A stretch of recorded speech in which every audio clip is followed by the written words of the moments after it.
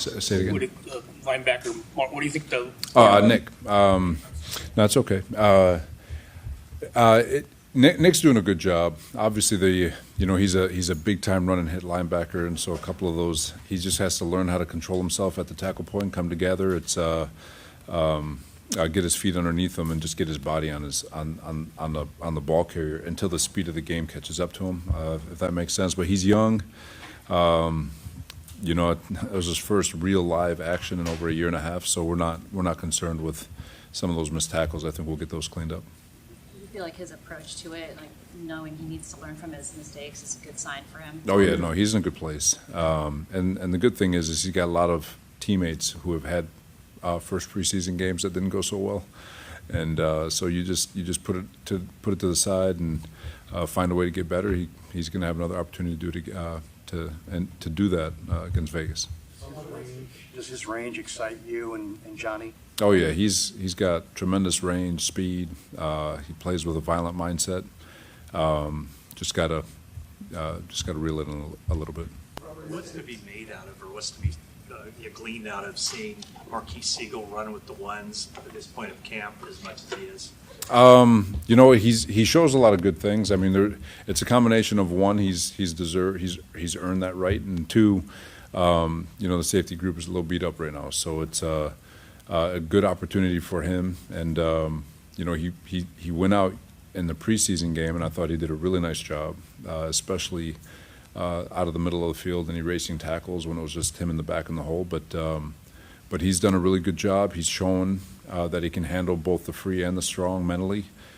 He's showing that he's got all the things that are required out of a safety from a movement standpoint, speed, instinct, violence part. But so he's earned it. And as he gets those extended reps, he's got to find a way to cement it. But it's like we've said way back in OTAs, it's a wide open group in terms of competition. Your first stint here, your basic principles, a lot of just rush forward, not blitzing a whole lot. We do it in preseason games now. Just how has your philosophy on blitzing evolved over the last few years? Well, it's a tool. I think in 2019 we could just rush forward.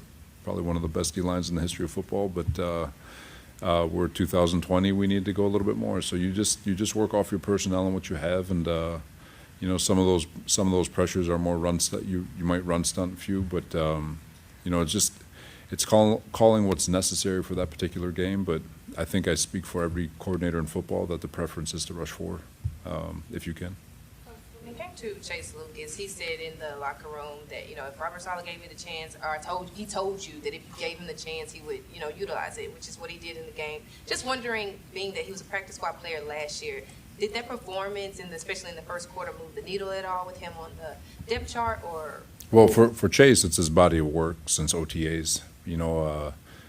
I think a preseason game is cool because 31 other teams get to see what we've been seeing since OTAs. Chase is a good football player. He's been doing a lot of good things. He's embraced his role, and he's finding ways to get better every day. So, whether or not it moved the needle, I think it was good that and when the lights are on and it's a big moment and pressure's on to make plays, that he was still able to perform at the level he has. And so now the challenge for him is to stack up days on defense, get better on special teams, be more of find a way to be a viable corner also, and just to expand his game to keep finding ways to earn his right on this roster. Jacob Robinson, did you know much about him when he got here, and has he shown you something? I mean, has he given himself a chance? For sure. He's been doing a lot of good things. Obviously he's still a rookie. Rookies do rookie things, but he's definitely all the way starting in OTAs when he got here and all the way through the Denver week. He's a competitive young man. The game's not too big for him. It's just that corner spot. There's a lot of nuance to the game and things that he's still trying to learn. But he's definitely.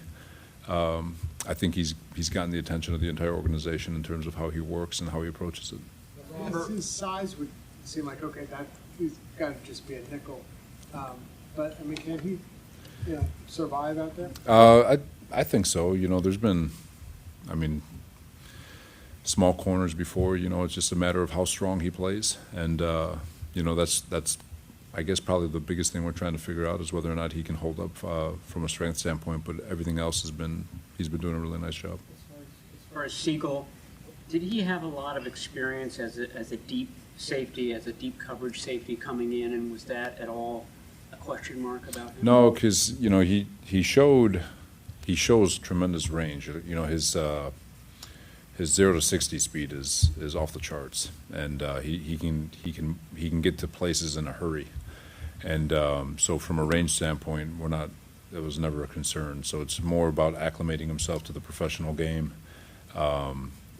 more about how he can fit in the run game, whether or not he can tackle, whether or not he can make contact and not give up leaky yardage with big backs. And so he's just going through, and he's still behind. He didn't participate in OTAs, and we have him playing both. So he's doing a really nice job. When you guys brought in Sebastian, what stuck out and what was your first impression of him? Valdez. He's you bring him in, and obviously he had a successful college career, but you take a shot on some of these undrafted free agents, and because you see something, whether it's foot speed, length, whatever it might be. And for him, he's just overall a good football player in college. Give him a chance and see if he can translate. And like I said, he's doing a good job. And for him, it's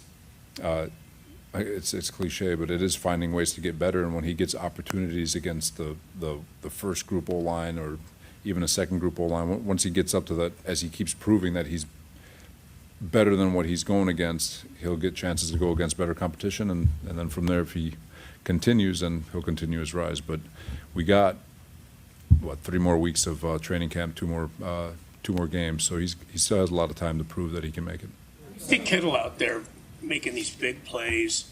I think he's missed only 1 practice. He's so excited to make the plays. How much? I'm sure it lifts up the offense, but what does it do to your defense to have a guy that kind of a veteran pushing you like that? Yeah, I think we have the equal in Fred. I think those two just. I asked KJ Wright, who had a very, very good career. He's on our staff. I said, KJ, did you love practice as much as Fred Warner loves practice? It's hard to find people who love. I mean, the man loves practice. Kittle loves practice. They just love the game so much. So it does. I think it how can you not be inspired when you're looking at a guy who's been in the league for a while? He's made all those plays, and in practice, he still loves talking his crap and winning one-on-ones, and it's important to him. And that's you wish you had 53 guys like him, and but you hope that he pulls a bunch of people with him. I think he does. Fune looks faster, I think, from last year to this year, maybe by a step and a half. You weren't here last year, but what do you see for him? You've seen a lot of good linebackers. Yeah, you know what? Rookies, you go back to him being a rookie, he may not have seen it as fast, so he felt a step slow. And I always tell people, if you're thinking, you're not executing your 40 time, right?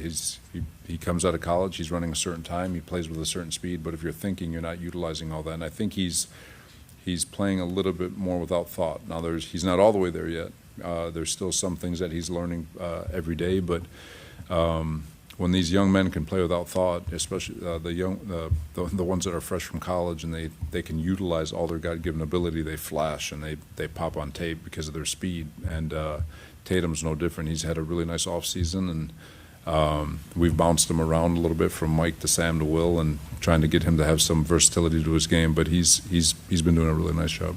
How are CJ and Alfred looking towards you? I mean, how's their progress going? I feel like they've made really good progress. CJ's doing a really nice job. I felt like Alfred took a really good step in the game. He's a big body, and again, I've said it to you guys before, not to make excuses for him, but he was kind of hurt in February. He hadn't done anything, no football stuff until August, so he was way far behind the 8 ball.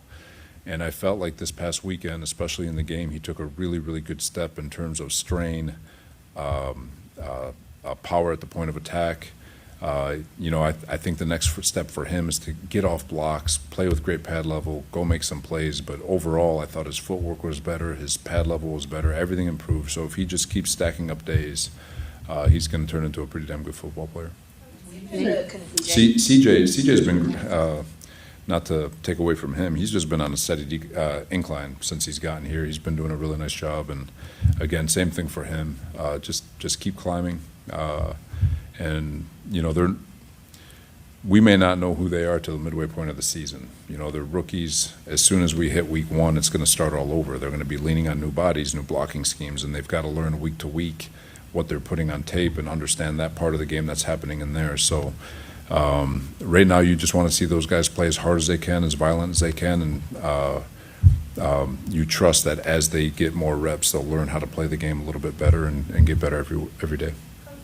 To Collins, how you just mentioned, you probably won't see their full potential until like midway through the season because they are rookies. But being that he was able to take a step in the preseason game with such a condensed amount of time to kind of catch on to everything because of what he was dealing with, what do you see as the potential of where he could be at the end of this 3-week period in training camp to go into the start of the season? If he, like I said, if he can, one, get his legs underneath him, because they weren't when he first got in the camp, his legs just they weren't there yet. He, like I said, he wasn't in football shape.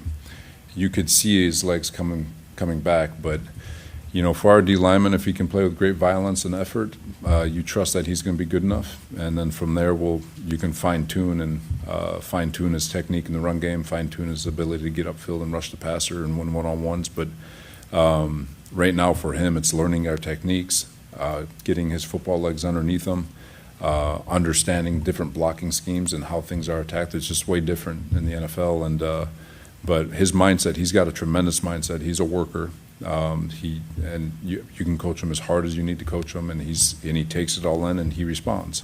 So he's like I said, he took a really nice step in the right direction, and he's just got to continue stacking up those days. You didn't call 50 blitzes, but some of the blitzes you did call obviously got attention, were effective. What is the balance you try to strike between a lot of coaches? I'm just going to be vanilla. I'm not going to show anything. Do you feel like, hey, we got a lot of new guys, we're going to try stuff, or what's your mindset? For sure. Well, the safety we've been running since 2010. That was like a staple preseason call, but but it's tricky because you do got to, if you don't prepare for it, it can look exotic, but it's been around for a long time, and but just to give our guys to present looks. I mean, the looks we've been running since 2017. So it's in my mind, it's people have a history of tape. Now there's stuff in the back pocket that we won't show, but as far as stuff that they know we are, there's no point in hiding what they know we're going to be. But all the stuff that they don't know, they'll have to wait till week 1. Last one, Matt. It was a loose end. When you asked KJ if he liked practice as much as those guys, what was his answer? I'm not telling you.